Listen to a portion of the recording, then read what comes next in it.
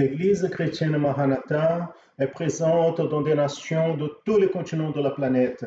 Les églises des pays de les trois Amériques, Europe, Afrique, Asie et Océanie, connectées par la même doctrine, par la direction du Saint-Esprit de Dieu et unies par la parole vivante. É a palavra viva.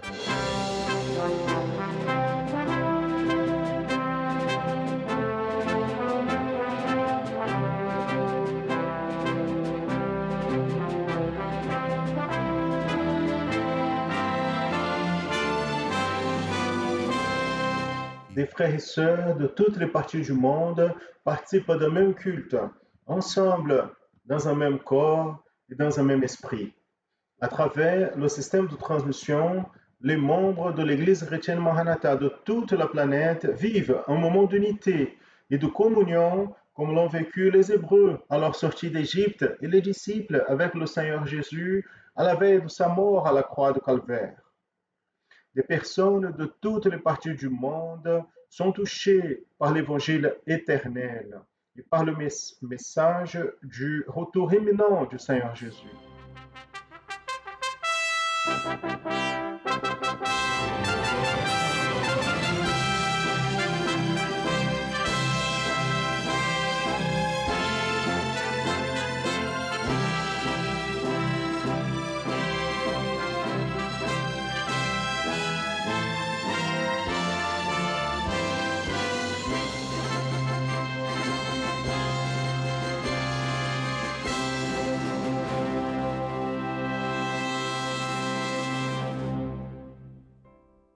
Je salue à tous dans la paix du Seigneur Jésus. Celle-ci, c'est l'école biblique dominicale de l'Église chrétienne Maranatha, que nous faisons tous les dimanches à 10 heures du matin. Nous transmettons l'école biblique dominicale à travers notre canal YouTube et aussi via satellite. Il y a beaucoup de frères et sœurs qui participent en ce moment dans leurs églises. Et nous allons commencer à ce moment de culte, d'adoration, d'apprentissage de la doctrine. Nous allons commencer par la prière. Nous allons prier par le sang de Jésus. Aux frères qui se trouvent dans les églises et même ceux qui sont dans leur maison, membres de l'église, je leur invite à se mettre à genoux en ce moment, pour ce moment de prière par le sang. Vous qui avez reçu l'invitation pour participer, si vous souhaitez, vous pouvez nous accompagner ou rester comme vous êtes. Nous allons prier.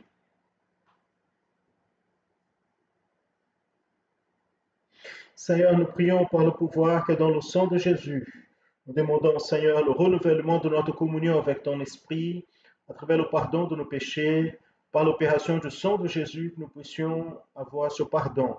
Bénis-nous, visite-nous, parle à nos cœurs, que nous puissions toucher la portion de ton enseignement pour nous ce matin.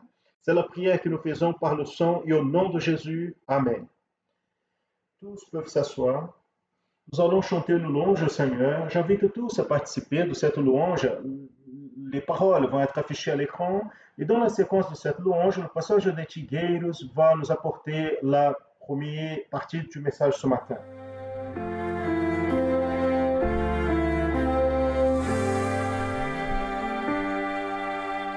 Vem, Senhor, visita a tua vinha, que plantaste em nossas vidas com tua destra. Vem, Senhor, visita a tua vinha, que compraste com teu precioso sangue.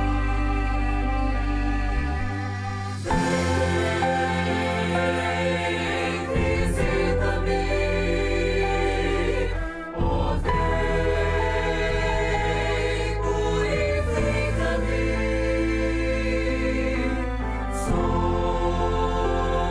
Sonda o meu coração e dá-me o teu santo perdão e faz-me repousar em ti, Senhor.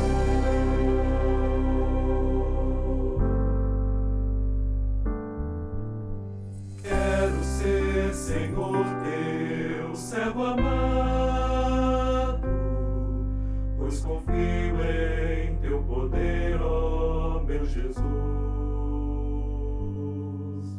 Poder que para mim é infinito e é dado a todo aquele que te crê.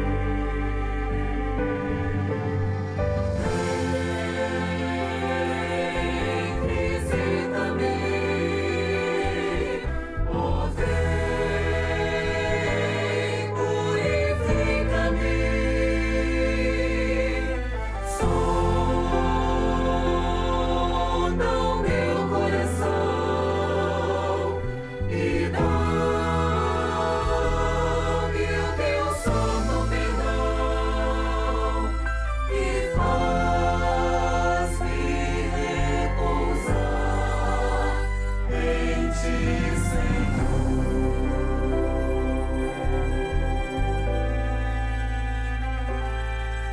E faz-me repousar em ti, Senhor.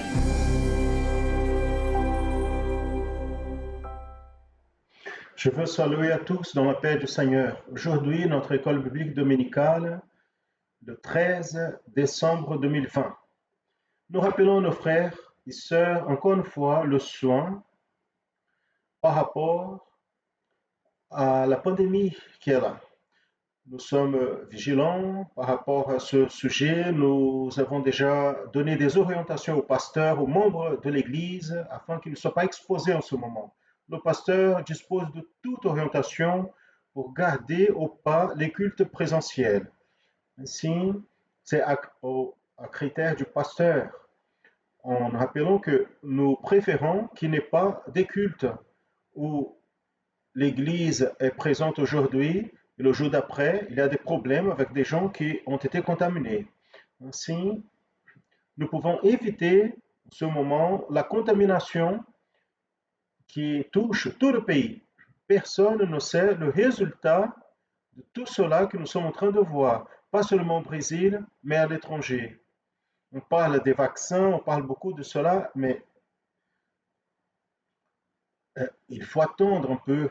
Donc nous ne pouvons pas faire confiance et penser que les choses vont résoudre immédiatement. Ayons de la patience. Il faut un peu plus de temps. Maintenant, c'est le moment. Nous avons Noël, nouvelle année. Nous allons avoir une programmation spéciale pour frères et sœurs chez eux à la maison ou dans les églises si c'est possible, en fonction d'une norme, en fonction des orientations de santé, des orientations du gouvernement et nos orientations aussi. Donc, avec cette partie, nous informons nos frères et sœurs que nous avons aujourd'hui avec un nombre de presque 5700 participations. Ce qui en vérité, c'est un nombre très raisonnable, très important. Parce que c'est chaque semaine. Et nous avons la préoccupation de lire, d'enregistrer les réponses qui arrivent. Mais j'aimerais aussi, j'ai reçu une information très intéressante à propos d'une visite que les frères de l'église de Brasilia, l'église centrale de Brasilia, le travail du pasteur de loin, ils ont reçu la visite de l'ambassadeur de l'Argentine, avec une personne très connue à l'Argentine, dans le monde, parce qu'il a été un sportiste, il a été député plusieurs fois, maire, il a été candidat au gouvernement comme vice-président de la République, très connu, et il a demandé une visite. Et voici une photo de la visite que les frères ont fait. Nous avons ici quelques pasteurs, ouvriers, qui ont fait cette visite, les membres de la famille, chez eux. Il a reçu un livre, il était très satisfait, et naturellement, il souhaite fréquenter le travail là-bas à l'église. C'est le résultat de ce que le Seigneur est en train de faire à Brasilia. Le nettoyage nécessaire qui est fait par rapport à des personnes qui partent, qui quittent, qui ne sont pas engagées, mais nous observons que l'Église l'église centrale, elle a récupéré, elle va très bien et nous glorifions le nom du Seigneur pour cette et d'autres bénédictions. Nous apportons ici, nous citons ce cas parce que le nom de la personne, c'est une personne très connue. Et pour nous aussi, c'est un marque parce que le Seigneur nous a révélé au début à Brasilia, le Seigneur a dit qu'il allait toucher les ambassades. Ce qui se passe, n'est-ce pas, dans plusieurs occasions. Mais aujourd'hui aussi, j'aimerais souligner quelques informations que nous avons eues. D'abord, le nombre de participants, qui est le cas ici de Rio de Janeiro, qui apparaît toujours en première place. São Paulo, il court derrière. Il va arriver, mais c'est un peu loin. Mais s'approche de Rio de Janeiro. Troisième place, comme toujours, l'État du Espírito Santo, qui a beaucoup amélioré, mais a besoin d'améliorer encore. Minas Gerais, Alagoas, Pará, Bahia, Ceará, et ainsi successivement. Les États qui participent avec leur contribution. Nous sommes joyeux avec la participation des frères et sœurs de l'Acre. Mais par rapport à l'œuvre à l'étranger, nous avons des pays de l'Océanie. Nous avons des participations de l'Église en Australie, Nouvelle-Zélande. Voyez bien, des églises à Sydney, Nova-Garce do Sul, en Australie, et Auckland, la Nouvelle-Zélande.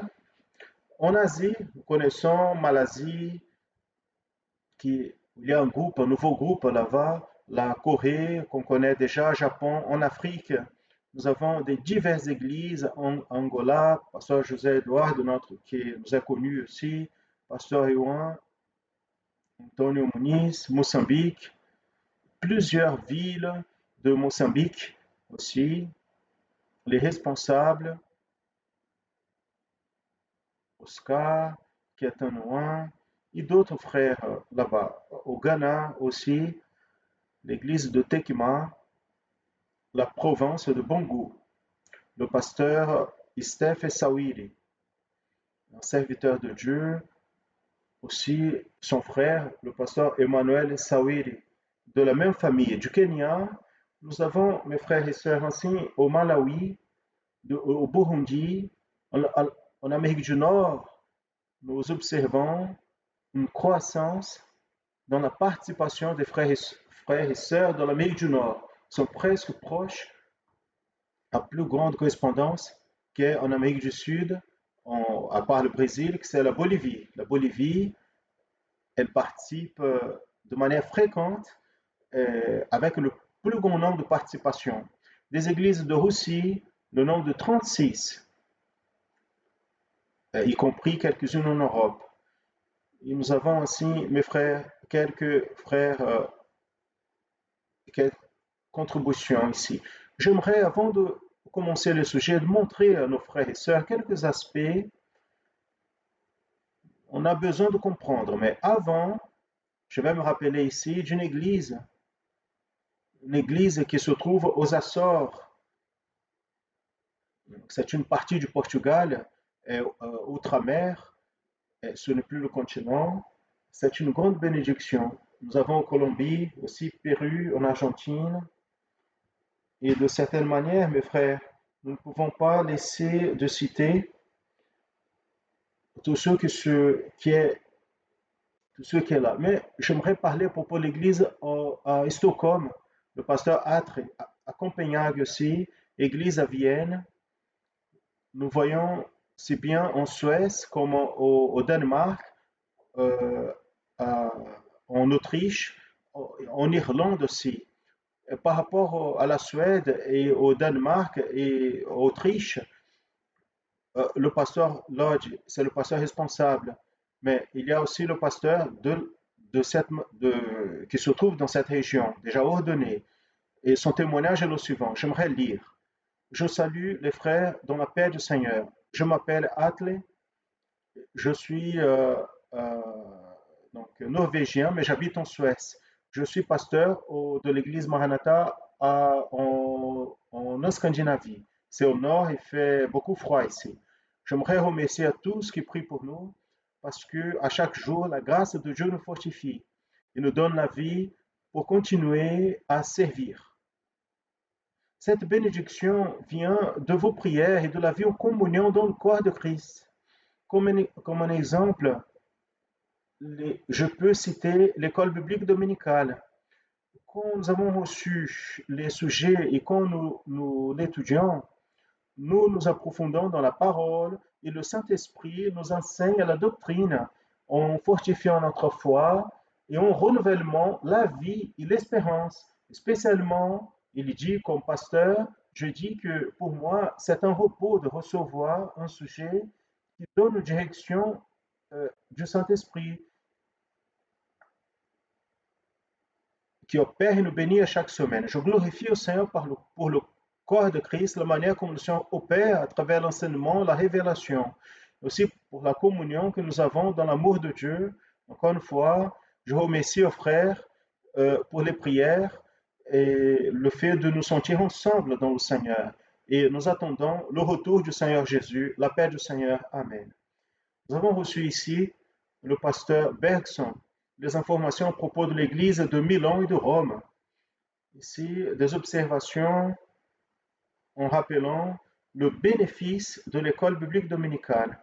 Aussi en Europe occidentale, au Royaume-Uni, en Greenwich, le pasteur Lodge, il dit, je veux partager avec les frères ceux qui vous présentent les BD d'école biblique dominicale pour ma vie et de ma famille et pour mon ministère, et aussi pour l'église de Greenwich à Londres, où je suis comme pasteur.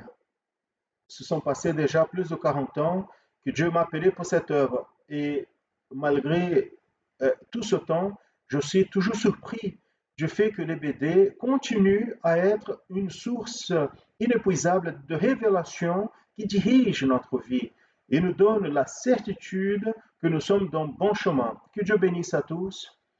Aussi, nous avons ici un commentaire très bien ici, le témoignage d'une sœur, la sœur Elisabeth Molinari, le groupe de dames de l'église de Greenwich. Il dit, quand nous nous réunissons avec le pasteur, notre église en Greenwich, ce qui se passe, c'est que le Seigneur nous amène à avoir des réponses guidées par le Saint-Esprit. Quand je suis en train de citer cela, j'apporte un message à nos frères et sœurs du Brésil. Il est nécessaire de comprendre que certains veulent de bonne volonté, de bonne pensée, de bonne conscience, ils veulent quelque chose que des fois, nous n'avons pas des conditions de faire. Voyez bien, quelques-uns, et nous attendons que cet aspect soit vaincu, ce problème soit résolu dans les églises.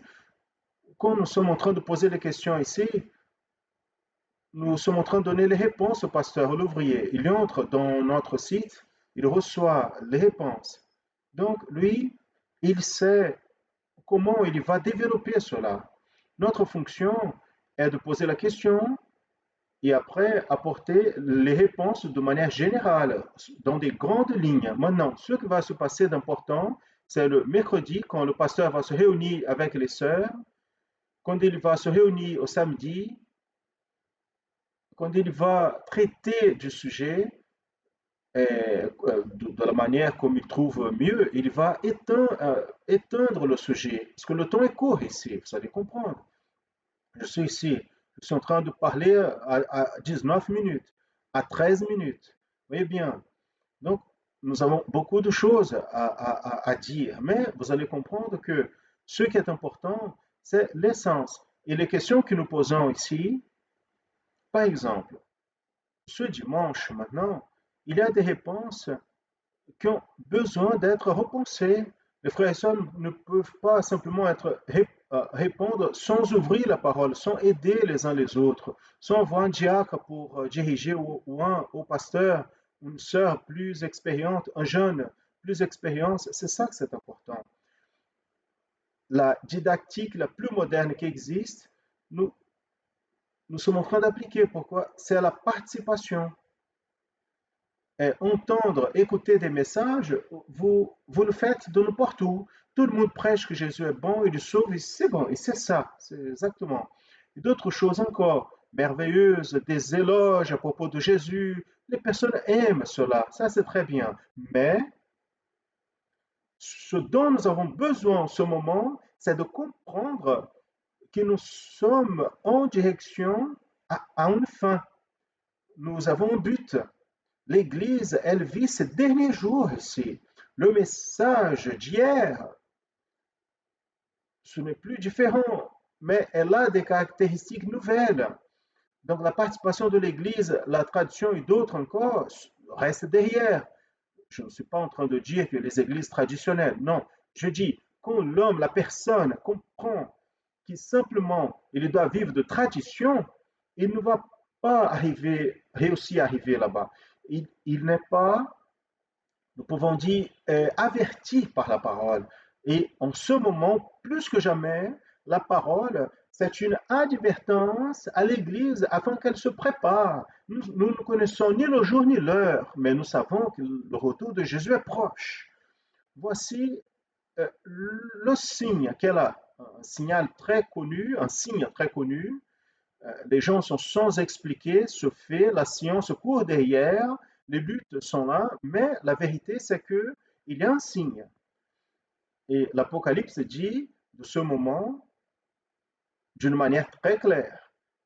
Et ceux qui n'accompagnent pas la parole, ceux qui sont simplement en train de penser que la lettre, en train d'apprendre des versets par cœur, ou ceux qui pensent que juste de prêcher, prêcher, prêcher, ça c'est très bien. Mais pour le nouveau converti, mais pour l'Église, pour celui qui connaît déjà l'Évangile, pour vaincre cette bataille journalière, cette lutte qu'on fait face contre le péché, contre le monde, sans, sans se lever, sans créer des barrières, nous sommes en train de vivre dans le monde. Mais pour nous, nous devons lutter et seulement le pouvoir de la parole en ce moment pour nous avertir, pour nous rappeler, les luttes sont grandes, les défis sont immenses. Je reviens pour dire, vous voulez voir encore? Je vais lire ici. Voici le témoignage de la sœur Elisabeth. Je déjà lu ici du Royaume-Uni, la Suède. Si je vais lire de l'Allemagne, la sœur Witzel de l'église de Munich, le pasteur Ricardo Bravin. Elle fait une salutation à l'église et dit, l'église, membre de l'église chrétienne Maranatha à Munich. Dans cette opportunité, je veux partager avec vous l'importance de l'école biblique dominicale pour nous, car nous sommes unis par la doctrine révélée. Nous pouvons nous sentir intégrants d'un corps vivant. Ici, nous sommes dans le corps, nous sommes consolés par le Saint-Esprit. C'est à travers l'école biblique dominicale, le Seigneur nous parle beaucoup en nous apportant des réponses pour notre marche spirituelle. En Europe orientale, vous allez voir en Biélorussie, il dit, chaque fois c'est notre sœur Pavel de Biélorussie. Il dit qu'il est assidu à l'école biblique dominicale, il envoie fréquemment des commentaires et chaque fois que je prépare une réponse pour l'école biblique dominicale, le Seigneur me touche, il me renouvelle. Je suis un membre de l'église de Minsk en Biélorussie. Ces frères de cette église, ils parlent de l'église fidèle, sont interliés les uns les autres par des liens spirituels, indépendamment de ce que les frères et sœurs disent. Je pense que l'école biblique dominicale, c'est une ressource merveilleuse pour fortifier ce lien entre les frères et sœurs. Je crois que cette œuvre va que grandir, parce que le Saint-Esprit est en train de préparer son Église pour l'enlèvement. Ce qui se passera bientôt, la paix du Seigneur. Mes frères, vous voyez quelle est la situation. Et pour finir, il y a des témoignages, mais j'aimerais citer le témoignage de notre frère Julio Fontes Laranjeiras. Ce frère est professeur des jeunes. Et lui, il est ambassadeur du Brésil. Je pense, je ne sais pas si c'est Mantova, mais je pense qu'il est à Mantova, je pense. À Rome, pardon. Milan et Rome. Donc ce frère, c'est un ambassadeur. Il prend soin des jeunes à l'église. Il dit, avec les jeunes ici de mon église en Italie, je toujours dis aux jeunes que cette méthodologie utilisée dans l'école biblique dominicale, il dit, méthodologie de questions, c'est une opportunité d'étudier la Bible, d'apprendre ensemble. Les jeunes disent que cet exercice éveille en eux l'intérêt et la curiosité pour la parole. Et je saute un peu ici. Nous avons eu en Italie l'expérience de conversion de jeunes personnes qui participent avec beaucoup d'engagement dans les réunions et dans le travail de répondre aux questions de l'école biblique dominicale à chaque semaine. Un de ces jeunes m'a dit que cet exercice réveille en lui la volonté de lire et méditer dans la parole. Un autre jeune a dit que cette connaissance dirigée apporte plus de confiance pour évangéliser. En résumant, il dit, nous tous, nous sommes unanimes à affirmer que les enseignements de l'école biblique dominicale sont extrêmement utiles quand ils donnent un stimulus et la volonté d'apprendre et de connaître la parole, spécialement dans ce moment difficile où l'Église, elle ne, elle ne peut pas se réunir physiquement à cause de la pandémie. La parole, c'est ce qui nous maintient unis comme corps de Christ dans ce moment de distanciation sociale. Ça, c'est notre expérience avec les jeunes ici en Italie. C'est la parole de notre frère, ambassadeur du Brésil, à Milan et à Rome, je ne sais pas laquelle des deux villes, notre frère Julio Fontes Laranjeiras. Mes frères, quand nous lisons ici les textes, les témoignages, nous sommes en train de dire le suivant. Nous, ici, nous ne pouvons pas nous accommoder. Nous ne pouvons pas comprendre. Nous avons un satellite, l'école biblique dominicale, simplement pour les Brésiliens. Nous sommes en train de parler à tout le monde. Et nous attendons que les pasteurs puissent s'engager. Ne laissez pas, parce que le sujet est vaste. Et aujourd'hui, je veux juste faire référence ici, parce que je dois avancer un peu. Je veux faire référence à la première question. Quelle a été la question qui a été posée? Nous sommes en train d'étudier sur les thèses de Luther. Quelles ont été les thèses de Luther? 4 ou 5 thèses parmi les 95 qu'il a affichées à l'église à Wittenberg. Il était membre de cette église, enfin même prêtre là-bas, quand s'est donné la réforme religieuse. Nous avons pris la parabole du trésor caché dans le champ, c'est-à-dire le trésor était oublié, la parole était oubliée, parce qu'elle avait été traduite pour le latin, et la langue qui se parlait n'était plus le latin. Donc elle est restée cachée pendant plusieurs années. Quand Luther, qui était professeur de philosophie, théologie, de musique, il a ouvert la parole, il donnait des études de cela. Il a vu que les bases du christianisme étaient complètement divorcées de les doctrines apostoliques.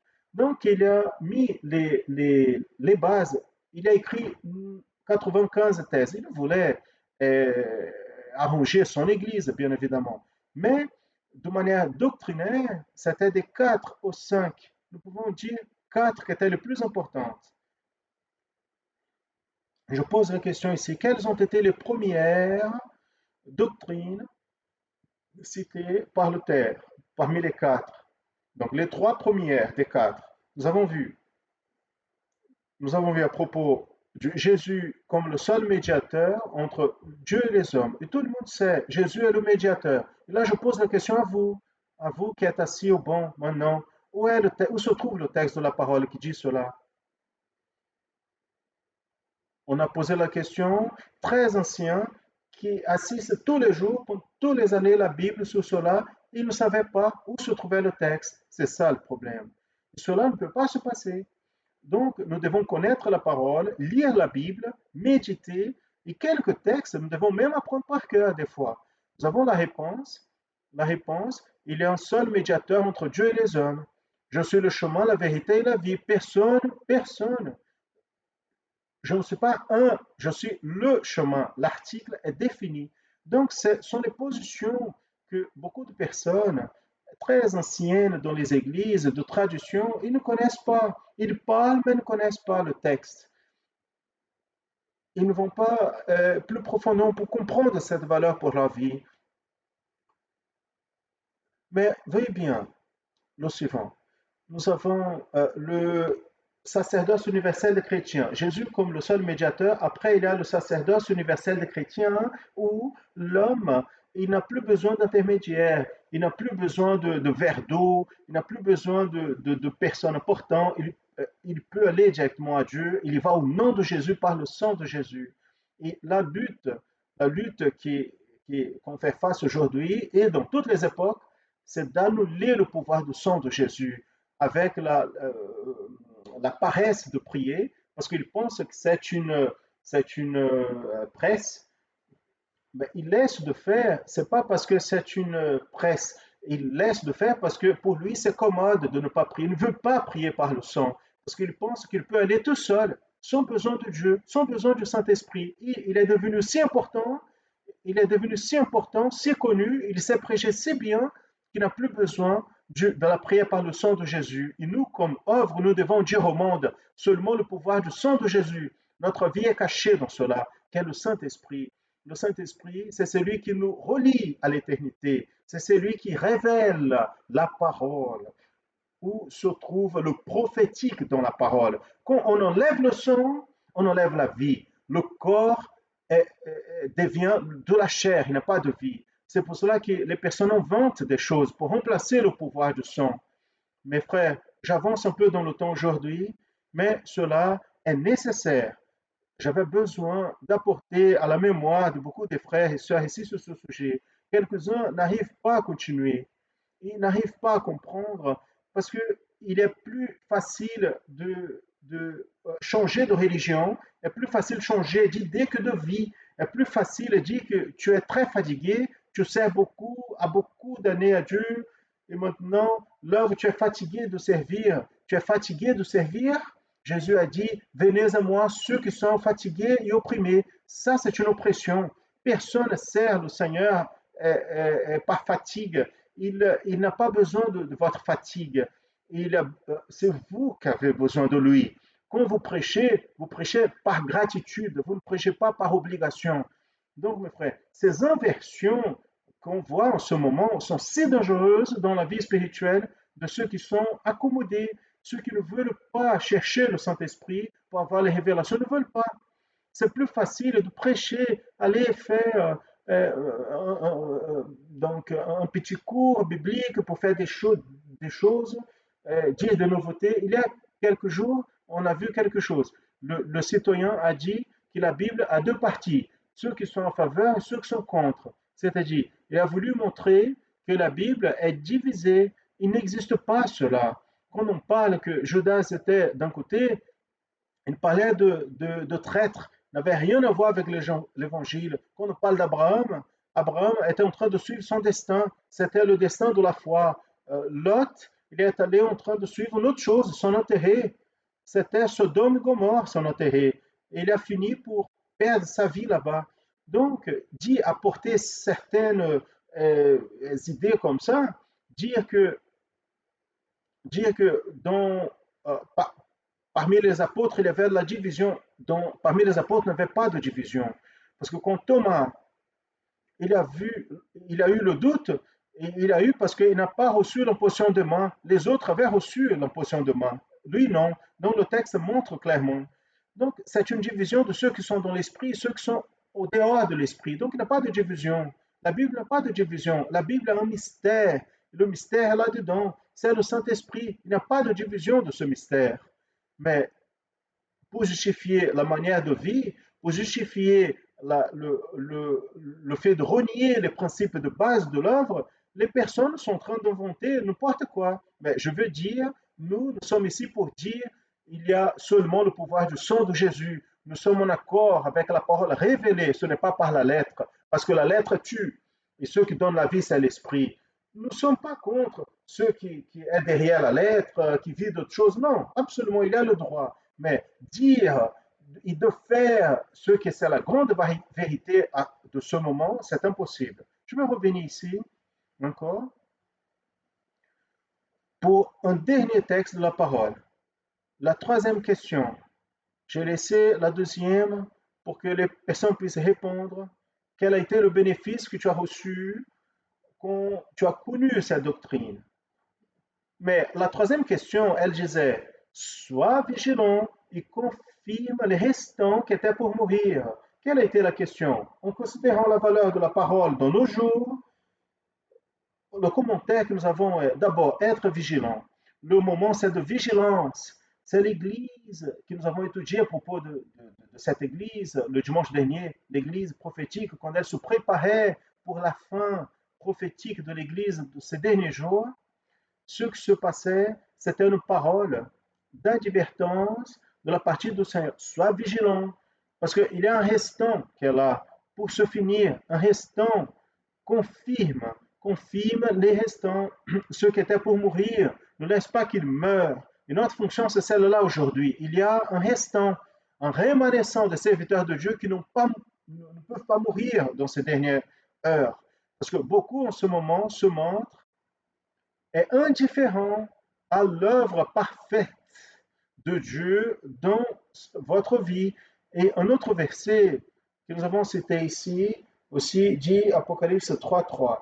Rappelle-toi donc ce que tu as reçu et entendu et confirme les restants qui étaient pour mourir, car je n'ai pas trouvé tes œuvres parfaites devant Dieu. Mes frères, cette-là est l'advertence que nous avons pour nos jours. Veillez. Il n'a aucune autre chose à faire sinon de veiller.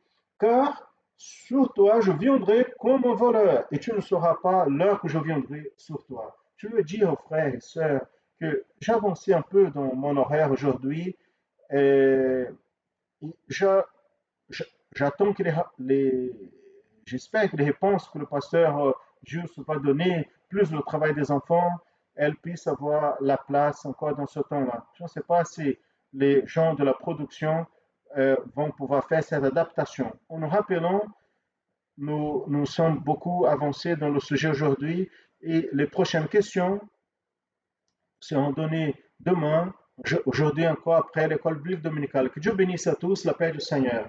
Je salue les frères et sœurs dans la paix du Seigneur Jésus. Nous sommes ici, mes frères et sœurs, pour donner la continuité à notre école biblique dominicale ce matin et présenter ici ce qui ont été les participations de nos frères qui nous ont envoyé leurs vidéos en contribuant pour l'étude biblique de ce matin à l'école biblique dominicale. En nous rappelant que d'ici peu, à 9h30, nous avons déjà présenté quelques vidéos dans l'école biblique dominicale et maintenant nous allons présenter d'autres qui vont compléter et donner une idée très sûre, très claire à propos du sujet dans les études qui sont proposées.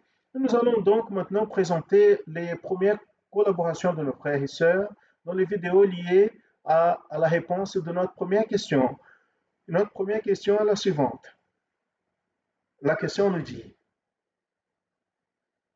en continuant les études de l'EBD, l'école biblique dominicale, tournée pour les 4 doctrines de l'Église apostolique, le sujet de la réforme religieuse du XVIe siècle, et prenons en compte l'importance de telles doctrines pour la vie de l'Église de nos jours, on demande combien et quels ont été les principes qui ont déjà été étudiés dans l'EBD, l'école biblique dominicale.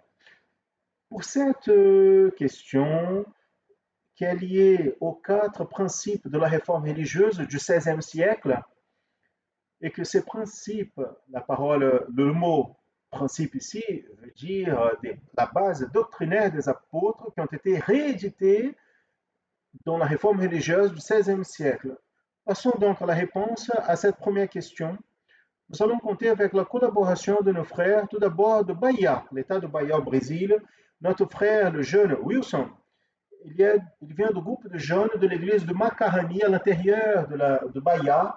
Il va donner la première réponse et ensuite nous passons à l'État de Rio de Janeiro où le jeune homme Jean Pedro, qui est membre du groupe de jeunes dans la région de Queimados, va compléter cette première réponse à notre première question. Par rapport à la première question, l'école biblique dominicale, les 4 doctrines qui ont été déjà étudiées, nous avons 3. La première, Jésus, le seul médiateur entre Dieu et les hommes. Le deuxième, le sacerdoce universel chrétien. La troisième, le libre examen des Écritures, la paix du Seigneur. En réponse à la question 1, Jésus, le seul médiateur entre Dieu et les hommes. 1 Timothée 2,5, où il y a un seul Dieu et un seul médiateur entre Dieu et les hommes, Jésus-Christ homme. Le sacerdoce universel chrétien, 1 Pierre 2,9, mais vous êtes la génération élue, sacerdoce royal, la nation sainte, le peuple acquis, pour vivre dans la vertu de ceux qui vous appelaient des ténèbres, pour vivre dans la lumière. La suprématie de la foi, Éphésiens 2,8, par la grâce vous êtes sauvés par le moyen de la foi. Cela ne vient pas de vous, est un don de Dieu. Et le libre examen des Écritures, Jean 5,39, examinez les Écritures car vous pouvez voir en elles la vie éternelle et elles donnent témoignage de moi. Mes frères et sœurs, les réponses de nos frères ont bien consolidé les études que nous avons faites par rapport aux 3 principes de la réforme religieuse du XVIe siècle que nous avons déjà étudiés dans les plus récentes écoles bibliques. Nous avons déjà eu quelques questions liées aussi au sujet de la suprématie de la foi sur les œuvres, mais à l'intérieur de notre contexte, il y a des mois. Mais la question faisait référence à ce moment où nous avons commencé maintenant récemment une séquence d'études à propos desquelles les frères ont répondu de manière très sûre et correcte. Ces principes, c'était Jésus, le seul médiateur entre Dieu et les hommes, le sacerdoce universel de chrétiens, et aussi le libre examen des Écritures. Et notre expectative, c'est que bientôt, nous puissions étudier par rapport à la suprématie de la foi sur les hommes. Je veux juste rappeler ici, mes frères, quand nous parlons des principes de la réforme religieuse du XVIe siècle, on doit nous rappeler que parmi les 95 thèses accrochées par Luther dans la cathédrale de Wittenberg en Allemagne, celle de nombre 62 dit « Le véritable trésor de l'Église est l'évangile de la gloire et de la grâce de Dieu. » Trésor, c'est parce que le Seigneur Jésus avait raconté la parabole du trésor caché. Ce trésor a été retrouvé dans cette 60e la thèse numéro 62. Passons à la deuxième question. La deuxième question dit, quelle a été la valeur pratique pour votre vie dans l'étude faite dans le principe Jésus, le seul médiateur entre Dieu et les hommes? Ça, c'est la question. Maintenant, citer un texte biblique par cœur. Je veux donner ici la réponse qui a été donnée par le frère et sœur. Nous avons écouté une réponse de l'État du Espírito Santo, une sœur, donc Sulamite, elle appartient au groupe de jeunes de la ville de Vitória, Espírito Santo, et ensuite on passe à l'État de Minas Gerais avec la réponse de la jeune fille Maria Vitória, du groupe de jeunes dans la ville de Belo Horizonte, au Minas Gerais. Nous allons écouter cette réponse et naturellement faire attention au texte que les sœurs vont citer. La valeur pratique pour ma vie, c'est de savoir et comprendre que nous avons un accès droit au Père. Nous n'avons pas l'intermédiation de l'homme pour avoir la communion, le contact avec Jésus. Nous savons que où que nous soyons, nous pouvons prier le Seigneur, il nous entendra. Le texte que j'ai séparé à propos de cela, c'était Jean 14, 6. Et Jésus a dit, je suis le chemin, la vérité et la vie. Personne ne vient au Père sinon par moi. En répondant à la deuxième question, qui est écrite en Jean 14, 6, je suis le chemin, la vérité et la vie. Personne ne vient au Père sinon par moi. Ça, c'est notre expérience pratique. Dieu nous a donné la condition à travers de Jésus pour nous communiquer avec lui. Nous n'avons pas besoin d'un autre intermédiaire ou d'objet ou d'autres personnes pour nous communiquer avec Dieu. Très bien, mes frères. Ça a été très bien la réponse de nos sœurs. Nous avons reçu beaucoup de réponses.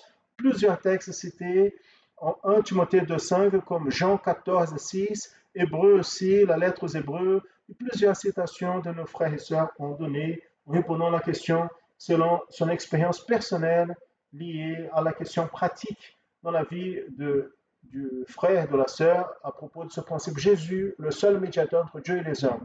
Passons maintenant à notre troisième et dernière question. La troisième et dernière question est la suivante. En considérant la valeur de la parole dans nos jours, faites un commentaire court, historique et prophétique basé sur le texte de l'Apocalypse chapitre 3, versets 2 et 3. Pour cette question, la réponse à cette question, nous allons compter avec une participation. Cette participation, elle sera donnée d'abord dans l'état de Paraíba. La sœur Jordana, elle appartient au groupe de jeunes de l'église de Catholique de Rocha.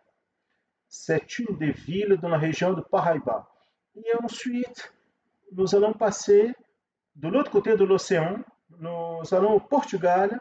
De là, notre frère Daniel Gonçalves, qui est un assidu participant de l'école biblique, il appartient au groupe de jeunes de l'église de Porto, il va compléter cette réponse. Nous pouvons lire au livre d'Apocalypse, au chapitre 3, versets 2 et 3, qui nous dit: Sois vigilant et confirme les restants qui étaient pour mourir, car je n'ai pas trouvé tes œuvres parfaites devant Dieu. Rappelle-toi donc ce que tu as reçu et entendu, et garde et repens-toi, car si tu ne veilles pas, je viendrai sur toi comme un voleur, et tu ne sauras pas à quelle heure je viendrai contre toi.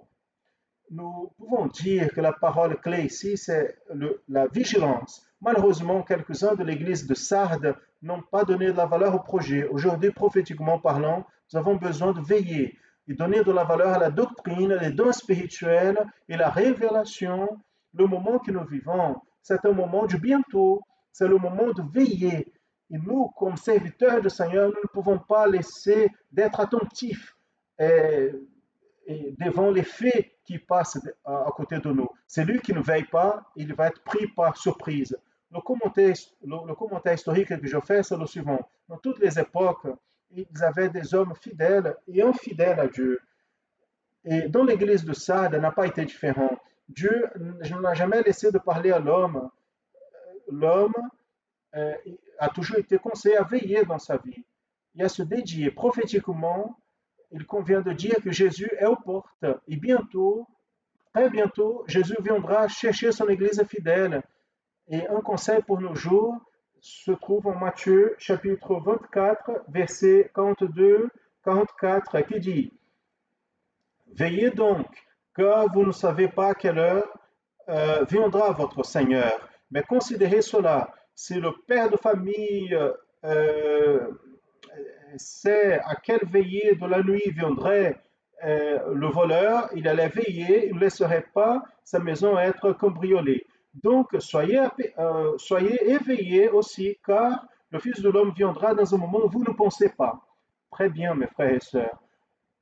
Nous avons eu un très bien commentaire sur l'aspect historique et prophétique de l'Église dans le chapitre 3 d'Apocalypse, versets 2 et 3, l'Église de Sardes. Nous finissons ici cette partie de l'école biblique dominicale et nous allons maintenant prier pour nos enfants intermédiaires et adolescents.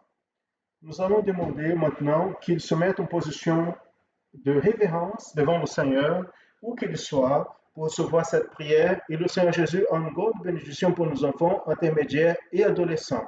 Prions au Seigneur. Seigneur, notre Dieu et Père, nous prions à toi, en priant par le pouvoir du sang de Jésus. Nous demandons une bénédiction, Seigneur, en faveur de chaque enfant intermédiaire et adolescent, principalement par rapport à l'apprentissage de ta parole. Bénis, Seigneur, aussi les enfants qui sont dans les bras de leurs parents de 0 à 3 ans, en les gardant, en donnant le soutien. Nous demandons, Seigneur, en faveur de tes servantes qui sont enceintes, afin que pendant la période de grossesse des enfants, tu puisses les garder de tout mal. Et aussi, nous demandons que tu puisses préserver tes servantes et nos enfants aussi de toute contamination dans ce moment de pandémie. Garde de tout mal les enfants qui ont des classes présentielles dans leurs écoles. Et tant nous demandons pour les professeurs des enfants, afin qu'elles soient béni pour effectuer la parole de transmission de ta parole à tes serviteurs. Nous prions au nom du Seigneur Jésus. Amen. Gloire à Dieu. Amen, mes frères. La paix du Seigneur à tous. C'est une bénédiction, une joie d'être ensemble pour une étude de plus. Maintenant, nous allons parler avec ce petit groupe merveilleux d'instrumentistes. Vous avez beaucoup étudié, les accords sont prêts, nous pouvons commencer, mais avant, on va assister quelques participations. Este é o pequeno Lorenzo Celui-ci, c'est le petit Lorenzo de 11 ans, dans la mélodica avec sa mère. Figueiredo. São de Serra, Espírito Santo.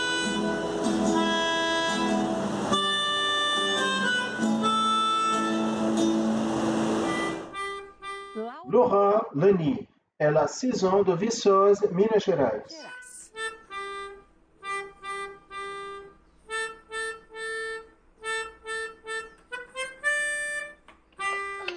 Este é o Celui-ci, c'est le petit Jean-Gabriel de Macaé, Rio de Janeiro. Vou subir pra cabeça do trem. E nós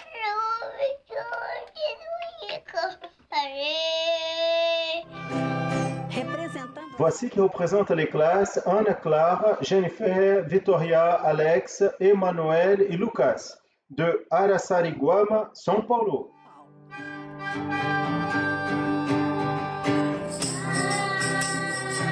Sua beleza me admira, o universo tem criado. Eu posso ver como tu és, Este é o pequeno Voici le petit Emmanuel avec ses frères Jean-Pedro et Vanderson de Itamaraju, Bahia. Ia.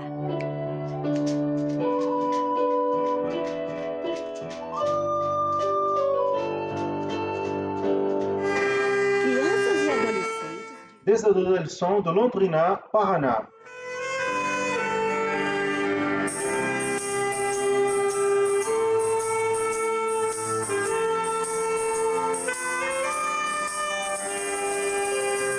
Esses são os Voici les cousins Gabriela et Aslan du Massachusetts aux États-Unis.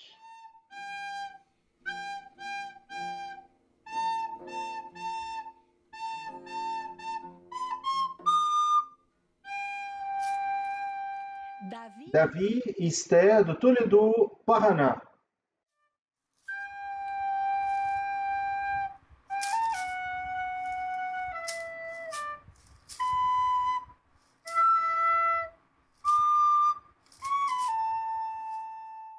Gloire à Dieu, quelle bénédiction!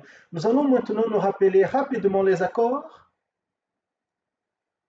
Dans l'étude précédente, nous avons parlé sur l'accord de Mi mineur, Ré majeur, Mi majeur et Sol majeur. Mais aujourd'hui, nous allons jouer au clavier, la partition pour le clavier. Donc, ici, on voit la cifre E, M, D, E et G. Nous allons compter et jouer une fois avec moi 4 temps pour chaque accord.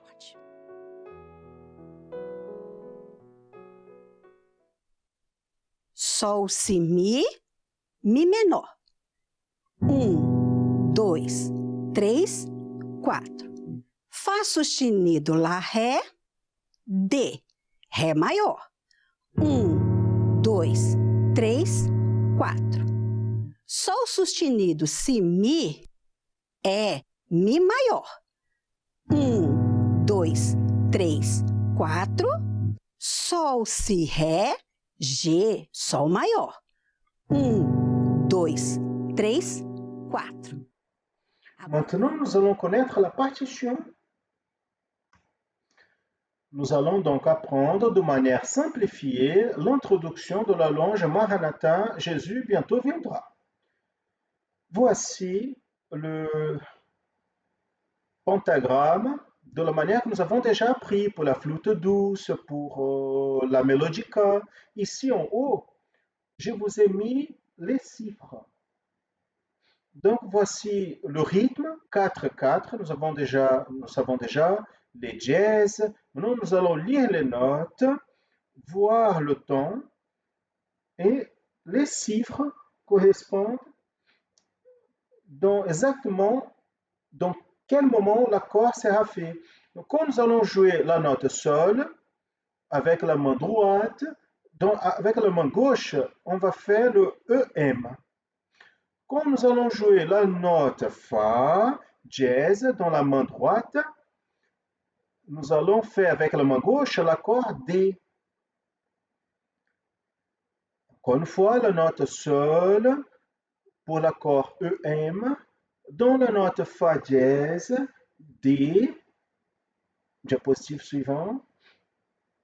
Dans la note Si, nous allons jouer Mi majeur, la lettre E, et sur le Ré, le G, Sol majeur.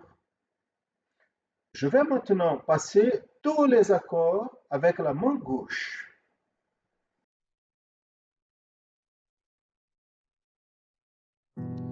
EM,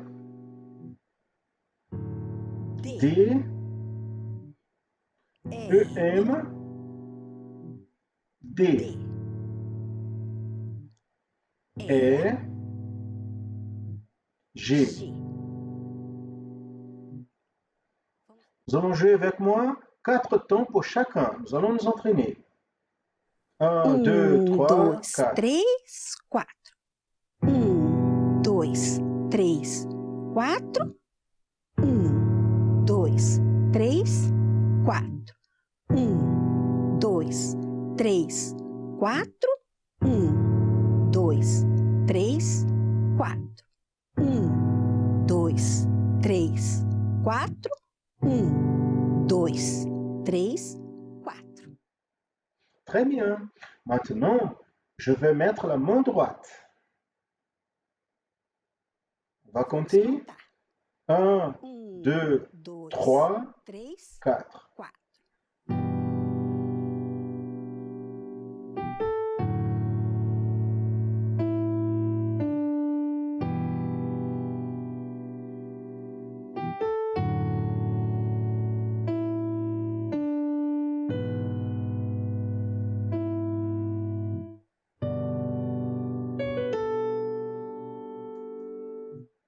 Amen. Nous allons nous entraîner beaucoup. Et la prochaine étude, on va faire sur l'instrument piano. À tous la paix du Seigneur Jésus.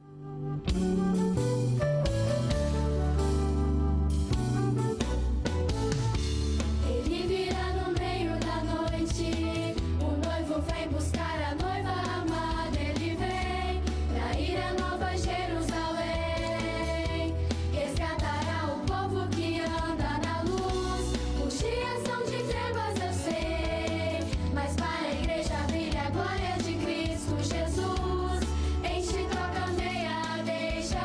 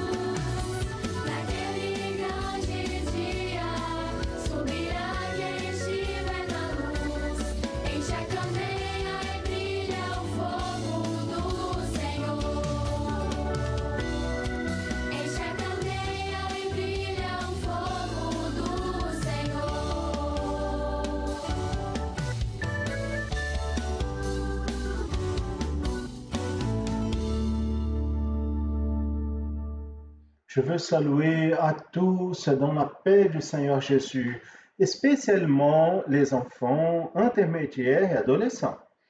Aujourd'hui, nous allons parler sur la manière comme la grâce de Jésus nous a touchés. Et nous allons lire le texte qui se trouve en Luc 7, 13, 14, qui nous dit: Et quand il l'a vu, le Seigneur a été touché d'intime compassion pour elle et a dit: Ne pleure pas.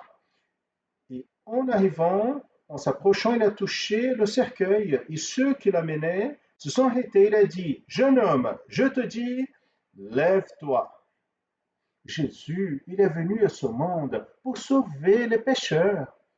Il marchait pour tous les endroits en annonçant le royaume de Dieu et bénissant les personnes. Un jour, Jésus est arrivé à une ville appelée Naïm. Et là se passait quelque chose de très triste. Une foule amenait un jeune homme qui était mort. Il était le fils unique d'une veuve. Cette femme, elle était très triste parce que elle avait déjà perdu son mari et maintenant elle venait de perdre son seul fils, qui était celui qui l'aidait, sa compagnie, sa joie. Certainement, cela n'a pas été une coïncidence. Le fait que Jésus arrive exactement à ce moment-là, parce que dans tout ce que Jésus faisait, il y avait un objectif merveilleux qui était de bénir les personnes. Quand Jésus a vu la veuve, il a été touché beaucoup de sa situation. Jésus lui a dit: Ne pleure pas. Jésus, il a senti la douleur de cette femme. Donc, Jésus, il s'est approché de l'enfant de cette femme et a dit: Jeune homme, je te dis, lève-toi. Ce jeune homme est revenu à la vie. Gloire à Jésus. Jésus est le Seigneur de la vie. Le jeune homme s'est assis. Il a commencé à parler. Jésus l'a redonné à sa mère. Le jeune homme, il est revenu à la vie par le pouvoir de la parole de Jésus. Et tous qui étaient là, à cet endroit, ils ont glorifié, ils ont eu la crainte de l'Éternel pour la merveille que Jésus a opérée dans la vie de ce jeune homme. Aujourd'hui, combien marchent vers la mort? Ils n'ont pas Jésus dans leur cœur. Ils n'ont pas la paix, ils n'ont pas l'espérance. Mais Jésus nous voit et nous dit: Ne pleure pas, je suis ici pour te bénir. Donc, ce texte de la veuve de Naïm apporte un enseignement très important que nous devons garder dans notre cœur. La mort spirituelle à cause de la tristesse, à cause de l'angoisse, à cause de la souffrance, parce que le chemin sans Jésus est un chemin vers la mort éternelle. Et combien sont morts spirituellement dans ce monde, sans espérance, sans la paix, sans la joie. Mais Jésus, il veut bénir. Quand l'homme, il y a une rencontre avec Jésus, sa vie est transformée par le pouvoir de sa parole. Jésus nous a touchés par sa grâce. Il a payé à la croix le prix pour nous. Le salut est par la grâce. Quelle chose merveilleuse. La grâce, c'est un don, un cadeau, un présent de Dieu. Nous n'avons pas besoin de payer pour recevoir le salut en Jésus, car le prix a été déjà payé à la croix. Et pour cela, nous disons que le salut est par grâce, la grâce de Dieu. Jésus nous aime. Et où il est, beaucoup de miracles se passent. Il guérit des maladies de nos âmes en transformant la mort en vie, en transformant la tristesse en joie, la peur en confiance. Mais le plus grand miracle qui peut se passer dans notre vie est le salut. Gloire à Dieu pour cela. Jésus, il a dit au jeune homme, lève-toi. Jésus, il dit à toi aussi, lève-toi. Il veut te mettre debout, sauvé et rempli de son Saint-Esprit. Donc, bien-aimés, croyez que Jésus vous met debout, il vous fortifie pour la marche vers la terre promise. Amen, bien-aimés, la paix du Seigneur Jésus. Jesus.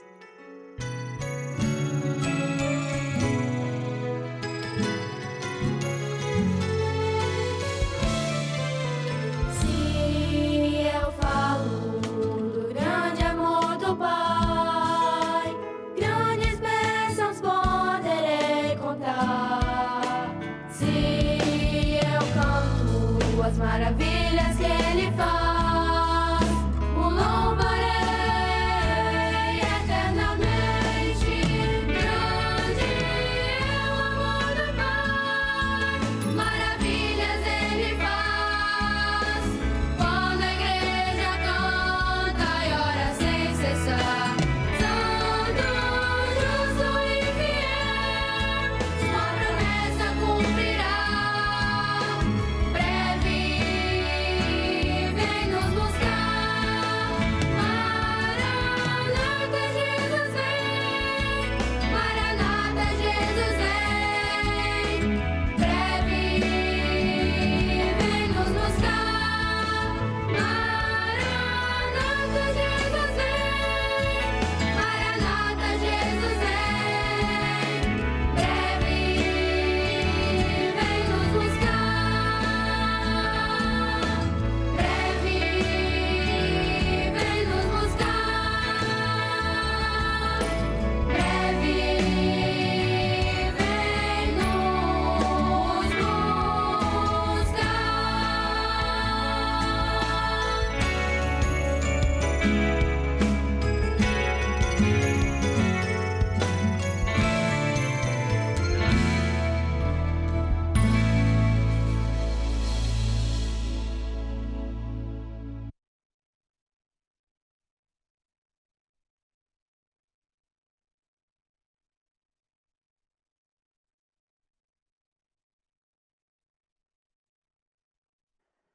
Nous arrivons à la fin de cette école biblique dominicale et nous allons maintenant passer aux questions pour la prochaine semaine, afin que vous puissiez travailler, les pasteurs avec les ouvriers, les dames, les jeunes, vous puissiez développer la question, la recherche de la parole, les réponses à la question, la réponse à ces questions pour la semaine prochaine. Passons aux questions que nous allons travailler pour la semaine prochaine, pour le 20 décembre. La première question, en considérant les études qui ont été faites sur les principes présentés par Martin Luther, qui ont motivé la réforme religieuse du XVIe siècle, c'était un ou plus de dogmes qui ont été combattus par lui, en citant un ou d'autres principes qui ont été déjà étudiés dans l'école biblique dominicale. On reprend. En considérant les études faites sur les principes présentés par Martin Luther, que nous avons étudiés dans les dernières écoles bibliques dominicales, ces principes qui ont motivé la réforme religieuse du XVIe siècle, vous allez citer un ou plus dogmes qui ont été pour lui donc combattus en citant un ou plusieurs principes déjà étudiés dans l'école biblique dominicale. D'accord? Des principes que Martin Luther a travaillé et qui étaient contre des dogmes qui étaient vécus par le christianisme dans cette période. Et vous allez faire cette association. Deuxième question, la question numéro 2. La question simple et objective. Vous savez qu'est-ce que c'est un dogme? Vous ne savez pas, vous allez chercher, citer un exemple. Donc, vous allez répondre directement à la question, qu'est-ce que c'est un dogme? Vous allez citer l'exemple. Passons à la question de numéro 3. Vous êtes capable de dicter un item prophétique de plus grande valeur qui était caché dans le trésor, qui est décrit dans la 5e parabole du royaume en Matthieu 13, 44. Matthieu 13, verset 44. Je vais reprendre la question. et après lire le reste. Vous êtes capable de citer un item prophétique de plus grande valeur qui était caché dans le trésor de la cinquième parabole du royaume en Matthieu chapitre 13, verset 44. Donc, donc lisez la parabole et répondez. Donc Matthieu 13, 44 parle sur le trésor caché dans le champ. C'est la cinquième parabole parmi 7 que le Seigneur Jésus prononce dans le chapitre 13 de Matthieu.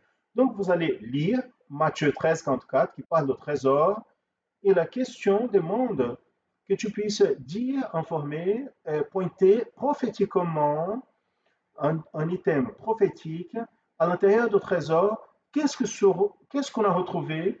L'item de plus grande valeur qui était caché dans le trésor, était à l'intérieur, qui composait ce trésor qui était caché dans le champ. La réponse à cette question se trouve dans la parabole suivante. Vous allez lire la parabole et là, vous avez la réponse à cette question. C'est facile, c'est simple. Je pense que la question elle est très claire. Passons à la programmation que nous avons pour aujourd'hui. Mais avant cela, je veux rappeler que plus tard dans le culte du soir, le pasteur Jésus va apporter une parole. Et dans ce message qu'il va apporter, il y aura déjà une présentation d'une question, pour les prochaines écoles bibliques dominicales, vérité pour le 27. Donc, soyez attentifs au message qui va être apporté ce soir par le pasteur Jésus à travers le canal YouTube. Et vous allez avoir cette présentation, une anticipation d'une question qui va concerner la prochaine école biblique dominicale. D'ici peu, à midi au Brésil, nous allons voir une transmission spéciale pour l'étranger, une transmission qui est faite tous les dimanches par ce Gilson Souza, va conduire cette programmation, qui est une transmission qui approfondit le contenu de l'école biblique dominicale, qui est adressé plus aux frères et sœurs de l'étranger. Si vous voulez assister au Brésil ici, c'est ouvert, c'est YouTube, vous pouvez regarder. Après, à 14h du Brésil, dans la chaîne Rede TV de TV ouverte, la programmation en annonçant l'évangile éternel. Et en parallèle à cette programmation, et je vous dis, si vous n'avez pas regardé, et si vous ne trouvez pas dans une région où, avec la diffusion de cette programmation, mais à 14h, on aura une transmission pour l'étranger, un séminaire spécial qui va se passer pour l'étranger. Je vais voir ici exactement le nom, qu'on puisse vous dire clairement ici le titre de ce séminaire qui va se passer. La transmission spéciale à 14h, c'est un séminaire adressé à l'Europe occidentale. Le séminaire a été enregistré pour répondre les frères de l'Europe occidentale. Ça c'est à 14h pour le canal YouTube. Si vous voulez assister aussi, c'est une parole du pasteur Amadeo va apporter pour ce groupe, mais vous pouvez aussi participer. À 15h, une heure après, nous allons avoir une transmission YouTube pour toute l'Église, qui c'est l'approfondissement que nous faisons de réponse à l'école biblique dominicale avec la participation des frères et sœurs de tout le Brésil.